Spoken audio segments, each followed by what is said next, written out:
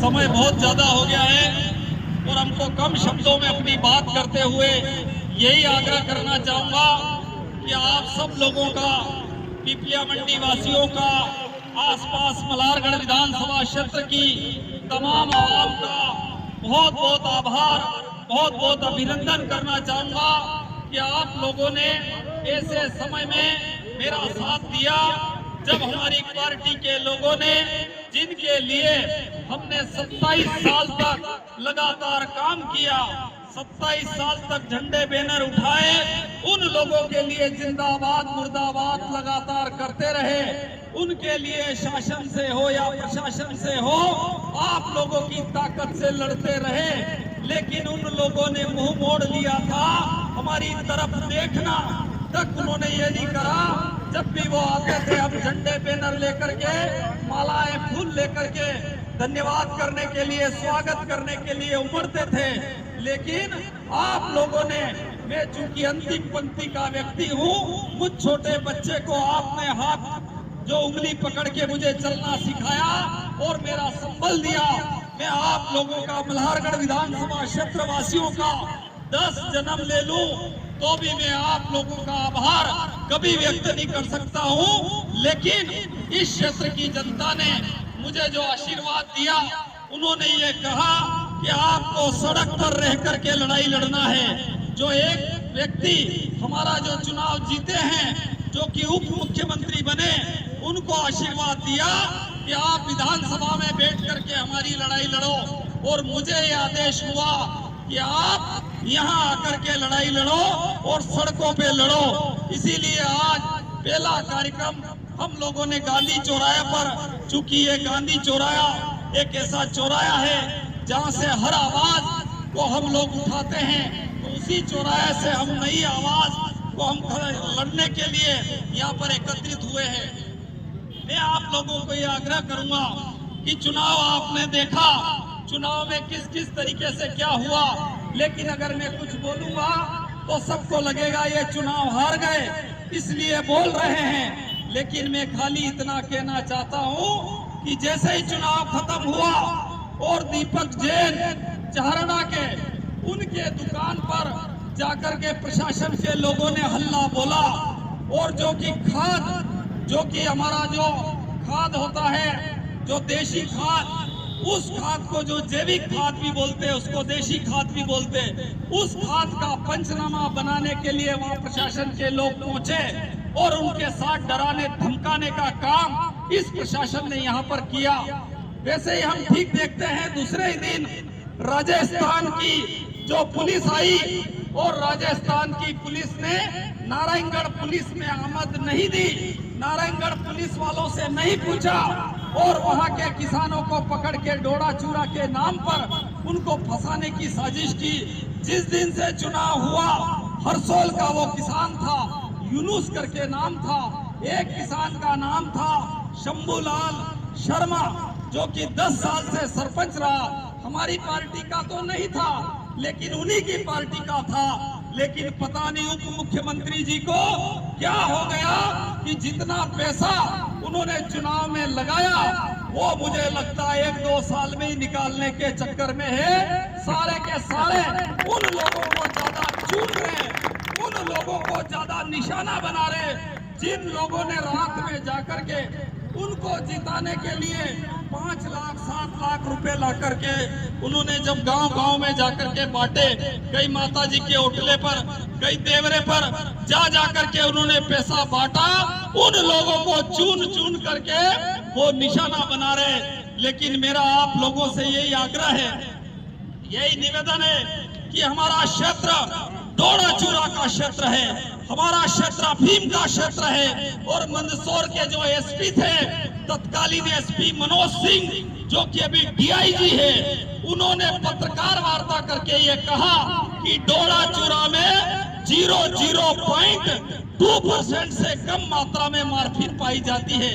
इसमें मार्फिन नहीं है, यह डोडा चूरा जो है ये अफीम का वेस्टेज मटेरियल है। उस वेस्टेज कचरे को लेकर के हमारी पुलिस रात भर लोगों को चुन चुन करके बंद कर रही है। जिन युवाओं को थानेदार बनना था, जिन युवाओं को आगे बढ़ना था, युवाओं की नौकरियां लगनी थी, उन युवाओं को पकड़ पकड़ के मध्य प्रदेश का जो उप मुख्यमंत्री बना है, उनके इशारे पर उन युवाओं से जेलें भर दी है। मंदसौर की जेल जाकर के देखो, हजारों युवा इन जेलों में भरे पड़े हुए। आसपास की जेलें जाकर के देखो, सारी की सारी जेलें इन डोरा चूरा और एनडीपीएस एक्ट की धारा से बड़ी बड़ी है। जब मैंने ये चुनाव में ये बात उठाई, मैंने कहा ये गलत है, तब मध्य प्रदेश का मुख्यमंत्री जो कि तत्कालीन मुख्यमंत्री शिवराज सिंह चौहान है, उन्होंने दलोदा की सभा में कहा कि डोरा चूरा की एनडीपीएस एक्ट की धारा 8/15 और 8/29 है, उस धारा को हम हटाएंगे।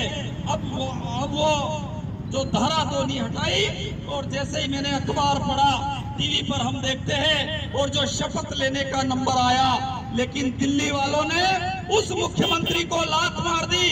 दूसरे मुख्यमंत्री ने शपथ ले ली, जो धारा हटाने की कहा था वो धारा तो नहीं हटाई, और सीधा का सीधा मुख्यमंत्री को हटा दिया। मैं आप लोगों के माध्यम से यह निवेदन करना चाहता हूं कि इस देश में कई काले कानून थे, कई अंग्रेजों के बनाए कानून थे, और उन कानून के कारण हमारा क्षेत्र का वातावरण दूषित हो रहा है।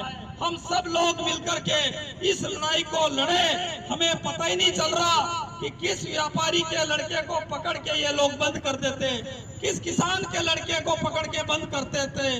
इस धारा को खत्म करने के लिए हम सब लोग मिलकर के ताकत से लड़ेंगे। उसी बात को राजस्थान का श्री चंद्र कृपलानी, जो कि अभी विधायक बने, उन्होंने भी मुद्दा बनाया था कि हम धारा हटवाएंगे। हमारे क्षेत्र का सांसद, जो कि उनसे बात करो कि भैया ये काम है, तो वो कहते अमेरिका देखा है, कभी रूस गए हो, कभी जापान गए हो, कभी स्विट्जरलैंड गए हो, लगातार विदेशों की बातें करते, ज्ञान गंगा की बातें करते। लेकिन मुझे ठीक लगा कि 5-6 दिन पहले मैंने अखबार की लाइनें पढ़ी, उसमें यह लिखा कि यहाँ का जो सांसद है वो भी सीतारमण से मिलकर के इस धारा के खिलाफ गए हैं। लेकिन मैं आप लोगों से यह अनुरोध करना चाहता हूँ, भाजपा, कांग्रेस या कोई अन्य पार्टी के हो, हाथी वाली हो, घोड़े वाली हो, टोपी वाली हो, सारे लोगों को मिलकर के इस काले कानून का विरोध हम सब लोगों को ताकत से करना पड़ेगा।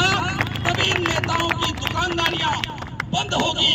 जैसे ही कोई आदमी पकड़ाता है और थानेदार के माध्यम से नेताओं की जेबें गर्म हो जाती है, फिर वो नेता पैसा लेकर के गांव में जाते हैं और कई हमारे युवाओं को कहते हैं क्रिकेट का सामान चाहिए, मैं दे दूं, अमुक माताजी के होटले पर पैसा देना है, मैं दे दूं। इस तरीके की हरकतें यहाँ के नेता करते हैं। कल ही मैंने एक नेताजी के बारे में, उप मुख्यमंत्री जी के बारे में पढ़ा कि उनके पास साइकिल नहीं थी, लेकिन 5 लाख करोड़ से ज्यादा पैसा आ गया। मैंने कभी उनको काम करते हुए नहीं देखा। जो कि हमारे ये दुकानदार बैठे हुए हैं, ये लगातार मेहनत करते हैं, लेकिन उन नेताजी को मैंने कभी मेहनत करते हुए नहीं देखा। उनको एक ही काम करते हुए देखा कि नोट लेना और नोट गिनने के अलावा उन्होंने डोरा चूरा के तोड़ करवा करके लोगों को फंसा करके लोगों के साथ अन्याय किया। मैं आप लोगों से एक और अनुरोध करना चाहता हूँ, हमारे क्षेत्र में बावरी मोगिया समाज के जो लोग प्रमाण पत्र लेने के लिए जाते हैं, यहाँ तहसीलदार साहब भी है, मुझे ऐसा लगता है मेरी आवाज उनके कान तक पहुंच रही होगी, क्योंकि एसडीएम साहब तो यहाँ छुट्टी पर है, एसडीएम साहब आज आए नहीं है। लेकिन जैसे वो प्रमाण पत्र लेने जाते हैं तो उनको अनुसूचित जाति का प्रमाण पत्र दिया जाता है, जब वो जमीन बेचने जाते हैं तो उनको अनुसूचित जनजाति का प्रमाण पत्र बना करके दे दिया जाता है। ऐसा का ऐसा जो कि हमारा पाचड़ा समाज है, उस समाज की महिलाओं के साथ पूरे हिंदुस्तान में पाचड़ा समुदाय की जो महिलाएं हैं उनके नाम से प्रमाण पत्र बनाए जाते हैं। लेकिन हमारा मल्हारगढ़ विधानसभा क्षेत्र का दुर्भाग्य देखिए कि वो लोग प्रमाण पत्र बनाने जाते हैं तो उनका मां के नाम से प्रमाण पत्र नहीं बनाया जाता, उनको भटकाया जाता है। जिन युवाओं को उस प्रमाण पत्र की आवश्यकता है वो व्यक्ति उस प्रमाण पत्र को जानता है, लेकिन मल्हारगढ़ का प्रशासन, मल्हारगढ़ का जो नेता है वो खाली काम करता नहीं है और खाली एक ही काम में लगा रहता है कि जैसे ही भोपाल से आए और आकर के एसपी को और थानेदारों को धमकाता है। कितने लोगों को डोरा चूरा में फंसाया, थानेदार खड़ा होकर सैल्यूट करके कहता है मैंने 25 लोगों को फंसाया। वो कहता अरे पिछली बार भी 25 को फंसाया था, इस बार ये कोशिश करो 50 लोगों को फंसाओ। इस तरीके से हमारे यहाँ डोरा चूरा का जो खेल जो हमारा क्षेत्र का मंत्री कर रहा है, मेरी सभी साथियों से अनुरोध है कि जब भी आपको एक SMS करो, क्योंकि ये लड़ाई मेरे अकेले की लड़ाई नहीं है, ये उस गरीब की लड़ाई है, मजदूर की लड़ाई है, व्यापारी की लड़ाई है, आम आदमी की लड़ाई है, ठेले वाले की लड़ाई है, घुमटी वाले की लड़ाई है, किसान की लड़ाई है, मजदूर की लड़ाई है, हर आदमी की लड़ाई है। और हर आदमी की लड़ाई को लड़ने के लिए अपना अपना काम धंधा छोड़ करके जब भी लगे कि पीपलिया मंडी का कोई आदमी संकट में है, जब भी लगे मलारगढ़ का संकट में है, बूढ़ा का संकट में है, संजीत का संकट में है, या धुंधर का क्षेत्र का संकट में है, या मंदसौर जिले का संकट में है, हम सब लोग मिलकर के इस संसदीय क्षेत्र के लोगों के लिए पूरी ताकत के साथ लड़ेंगे। इन्हीं शुभकामनाओं के साथ मुझे उम्मीद है कि जब भी कोई लड़ाई होगी आप लोग पूरी ताकत के साथ इन लड़ाइयों को लड़ेंगे। और जब तक ये काला कानून डोरा चूरा की 8 बटा जो धारा है 15 और 8 बटा 29 उस धारा को समाप्त नहीं कर देंगे, तब तक मैं उम्मीद करता हूं कि हम लोग चैन से नहीं बैठेंगे। अब मैं माननीय तहसीलदार साहब से अनुरोध करूंगा कि वो कृपा करके आसपास कहीं हो तो वो पधारे और ये ज्ञापन ले। और जो ये हमारी छोटी छोटी समस्याएं हैं, एक बात और मुझे याद आ गई है तहसीलदार साहब के आते आते कि अभी जो हमारे क्षेत्र में बिजली की जो समस्या आ रही है, जैसे ही चुनाव निपटे और बिजली के बिल काटे जा रहे, हमारा सोकड़ी गांव 5 लोगों के पैसा बाकी है, पूरे गांव की बिजली उन्होंने काट दी। इसी तरीके से जो करंट लगता है, करंट लगने पर सरकार 4 लाख रुपए देती है, बिजली विभाग को देना है, लेकिन मेरे पास ऐसे कई कागज है जिनका करंट लग गया। तहसीलदार पहुंचे, SDM पहुंचे और सबके सामने हाथ खड़ा करके उन्होंने वचन दिया कि हम इनको 5 लाख रुपए देंगे, 4 लाख रुपए देंगे। लेकिन आश्चर्य की बात है कि हमारे क्षेत्र का प्रशासन वो नेताओं के भाषण के जैसा वो खुद ही बदल जाता है।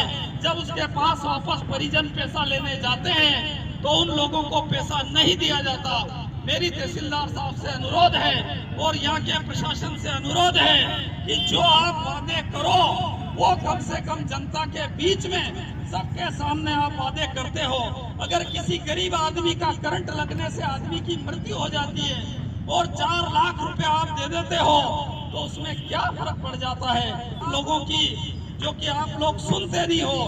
तो मेरी प्रार्थना है आप लोगों से कि जिन जिन लोगों की तकलीफें हैं उन लोगों की आप तकलीफें हल करें, अन्यथा हम पूरी शक्ति के साथ, आज तो हम कम लोग आए लेकिन जब भी मौका मिलेगा उस दिन हम हजारों की संख्या में आएंगे।